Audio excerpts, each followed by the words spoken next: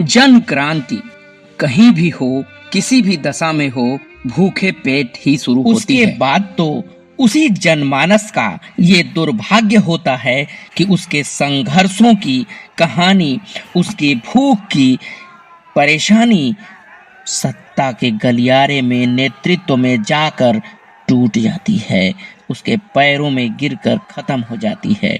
मित्रों, अपने पड़ोसी देश नेपाल में युवा यानी कि जीन जेड ने क्रांति की, अनुभवहीन क्रांति।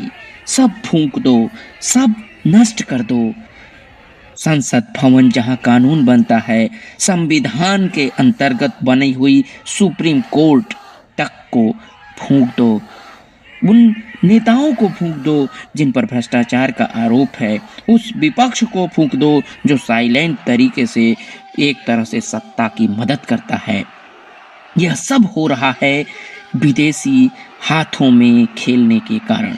सोशल मीडिया बैन हो जाना बहुत बड़ा संकट नहीं है नेपाल के लिए।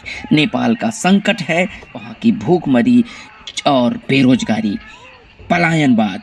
जबकि सत्ता में लोग अपने मद में चूर हैं और जनता त्राही त्राही कर रही है।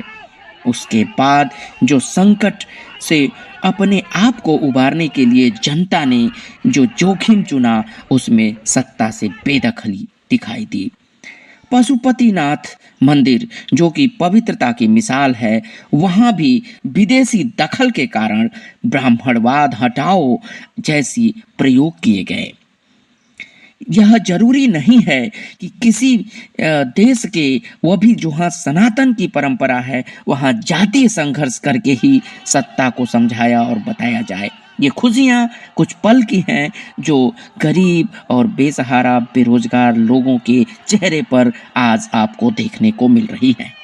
लेकिन फिर भी ये सत्ता बदलेगी और जैसे ही बदलेगी फिर इंतजार रहेगा कि क्या हमारे देश में, हमारे राष्ट्र में खुशहाली आएगी।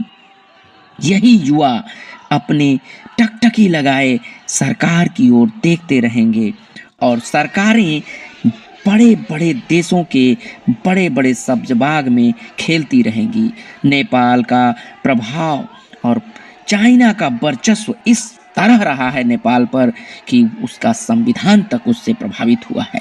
जबकि अब ब्राह्मण शब्द पर अमेरिका को बहुत इंटरेस्ट है और वही इंटरेस्ट दिखाते हुए अमेरिका ने सोशल मीडिया बैन को हथियार बनाया। आज नए प्रधानमंत्री